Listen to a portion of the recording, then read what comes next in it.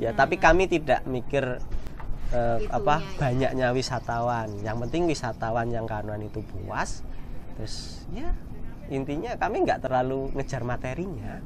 Kami lebih ke kayak gitu, kenyamanan yang paling penting.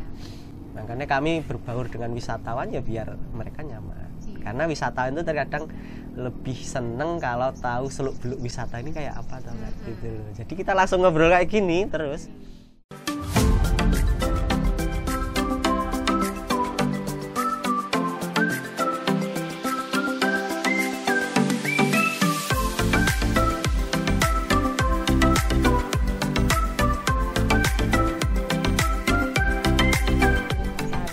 Selamat pagi, kami ingin dari BPSI LHK Solo mungkin pengen tahu tentang struktur organisasi dari wisata kano yang ada di Maritim Baros itu, kemudian bagaimana tentang perizinan berusahanya, kemudian kami pengen tahu juga tentang mungkin kelembagaannya seperti apa, kemudian perencanaan kedepannya untuk wisata kano yang diharapkan dari wisata Baros itu apa?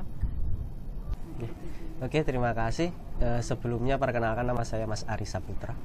Saya di sini sebagai ketua pengelola untuk objek wisata kano yang ada di Kalurahan Tirtohargo, khususnya Dusun Baros, Tirtohargo, Kretek, Bantul.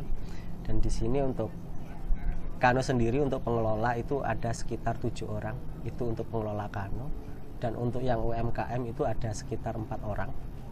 Jadi pelaku kano dengan UMKM itu beda. Dan total itu udah ada 12-an orang. Terus untuk izin usaha itu kami dinaungi oleh Bumkal. Bumkal itu juga dilindungi oleh Kalurahan Tirtohargo. Kalurahan Tirtohargo. Okay. Dan untuk kano sendiri ini kami dapat dari hibah dana keistimewaan Yogyakarta. Nah, untuk kano sendiri itu dilaunchingkan itu tanggal 7 Agustus 2022. Itu pertama bukan di sini untuk lokasinya, Bu. Tapi untuk lokasinya pertama itu di hutan mangrove yang ada di Sungai Opak sana. Tapi dengan kondisi alam yang anginnya kenceng, arusnya juga deras, terus sungainya luas sekali, dengan pertimbangan keamanan, terus otomatis saya pindah ke aliran sungai yang ini biar untuk keamanannya lebih terjaga, wisatawannya lebih nyaman seperti itu. Dan alhamdulillah setelah saya pindah ke sini antusiasnya luar biasa, dan sampai sekarang nggak pernah sepi. Dan untuk Sabtu Minggu kami masih menolak untuk pengunjung. Terus untuk perencanaan ke depan itu di sini tidak cuma untuk wisata kano. Jadi di sini pengen saya pribadi dan teman-teman kano itu bisa semakin luas merangkul masyarakat yang ada di sini. Jadi di sini rencana ke depan saya dan teman-teman pengennya jadi tempat wisata dan juga pusat kuliner. Karena pengen kami masyarakat sini bisa untuk menghadapi perkembangan jalur lintas selatan ini. Karena kalau masyarakat sini tidak bisa mengikuti perkembangan zamannya, takutnya nanti masyarakat sini tertinggal. Apalagi sekarang banyak investor dan sebagainya.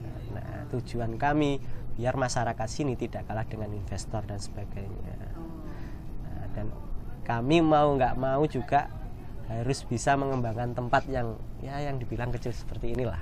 Jadi kedepannya pengen saya di sini jadi pusat kuliner, pusat wisata, dan lain-lain. Dan kedepannya lagi masyarakat yang kami rangkul semakin luas. Jadi seperti kru kano juga pasti kami tambah untuk orangnya.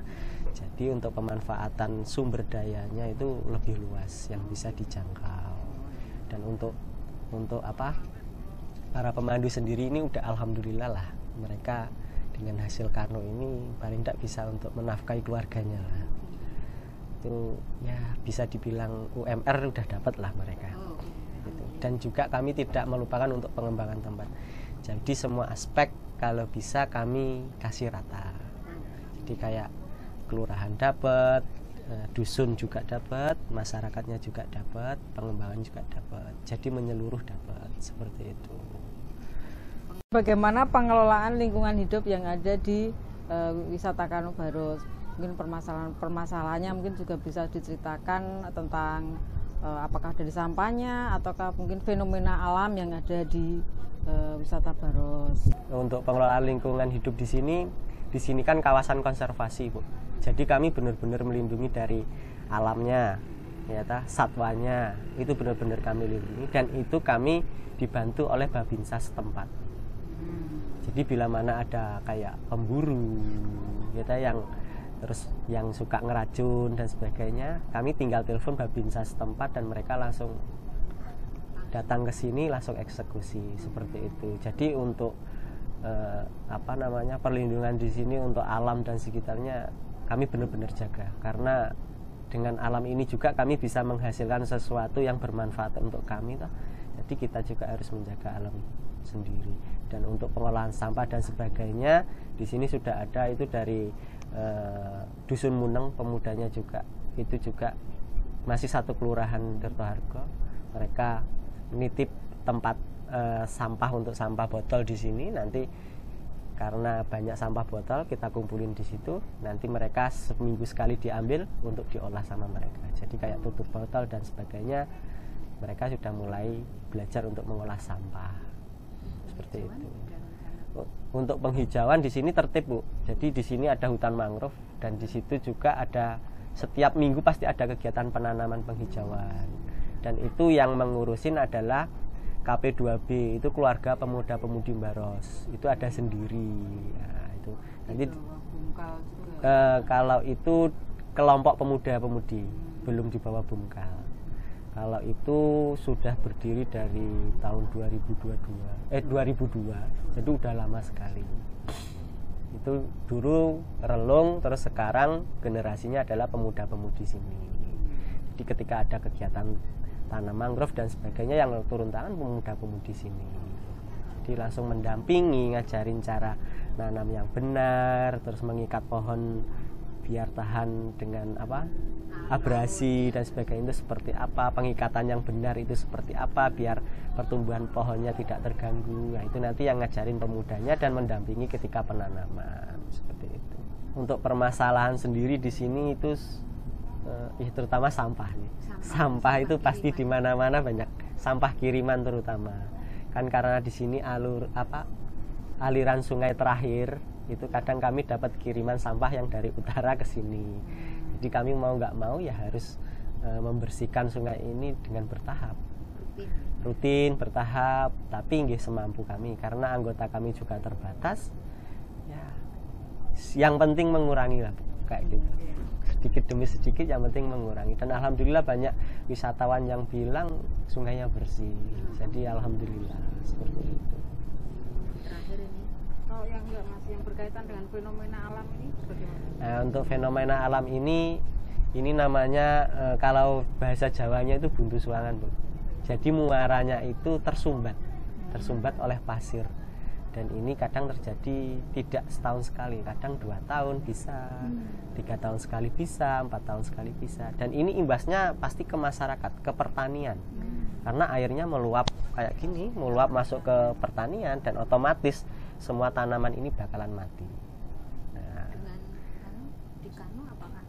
Kalau di Kano tidak ada terlalu imbasnya. Kalau untuk Kano view-nya memang makin bagus, tapi untuk masyarakat menjerit, untuk pertaniannya pasti mati seperti itu. Dan untuk ekosistem mangrove-nya juga kalau terlalu lama terendam, pengaruhnya pasti akan layu. Daun mangrove itu yang pohon kecil-kecil itu kalau terendam semua selama 3 hari 4 hari dia pasti layu dan bisa menyebabkan mati juga seperti itu. Jadi kami tidak semata-mata wisata kami harus jalan dapat wisatawan banyak, enggak. Yang penting semuanya bisa berjalan bareng-bareng gitu. Nah, percuma kalau wisatanya bagus tapi mengorbankan yang lain kan seperti itu. Berarti ini terendamnya karena air dari sungai atau dari pasang laut? Dari sungai. Kan meluap, tidak bisa masuk ke laut, semakin tinggi meluap otomatis. Ya di sini itu fenomenanya kayak gini. Tidak harus musim penghujan bisa banjir. Kami juga musim kemarau pasti merasakan banjir seperti itu, tapi banjir yang berbeda. Biasanya solusinya Solusinya yang kayak pasir gini, biasanya kami buka lagi muara yang baru. Entah itu dengan tenaga manusia manual, dan juga biasanya dibantu sama kabupaten itu dengan alat berat, eskavator seperti itu. Tapi biasanya kalau keadaan darurat, masyarakat sini langsung turun gotong royong. Sekitar 200 sampai 300 orang itu jebol pesisir yang gedenya segitu.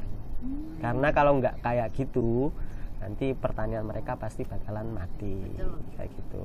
Dan kalau kita mau nunggu bantuan dari pusat, kan pasti setiap kayak gitu pasti ada prosedurnya, ada prosesnya. Jadi ketika kita nunggu proses itu, biasanya masyarakat langsung turun tangan gotong royong. Jadi pakai kapal atau perahu bareng-bareng ke sana, bikin muara baru. Dan muara di sini itu jalan, beda dengan muara yang lain. Jadi kondisinya misalkan di timur, nanti setiap tahun itu dia gerak sendiri sampai ke ujung barat, kayak gitu. Kalau di tempat lain kan muara pasti menetap di satu tempat, ya di situ terus. Kalau di sini enggak, karena masih pasir. Jadi ketika kegerus kayak gitu, terus jalan dengan angin, dengan ombak yang gede, dengan aliran yang kenceng kayak gitu, itu yang menyebabkan muara itu bergeser, dan lama-lama pasti mengecil dan tertutup. Nah, dan terjadinya fenomena kayak gini. Ya, kemudian pertanyaan yang terakhir yaitu tentang harapan yang diinginkan dari Mas Ari tentang wisata Baros ke depannya seperti apa? Untuk harapan saya ke depan, yang pertama wisata ini semakin maju. Yang kedua, makin banyak masyarakat yang bisa kami rangkul. Seperti halnya UMKM-nya, pemandunya juga tambah. Dan rencana kami ke depan tidak hanya ada kano, itu ada sepeda, itu juga rencana kami. Jadi di sini ada wisata sepeda juga. Nanti juga ada guide-nya sendiri, menikmatin suasana alam konservasi di sini dengan sepedaan. Beberapa tempat di sini di mangrove, terus di sepanjang jalan lintas selatan yang bagus itu, terus kembali lagi sini dengan harga yang berbeda juga. Itu rencana ke depan. Terus harapannya masyarakat di sini mulai terbuka pemikirannya untuk berkembang lebih maju lah, seperti itu. Mungkin itu saja dari saya. Kurang lebihnya mohon maaf. Semoga semakin sukses. Terima kasih atas dukungannya dan atas kunjungannya.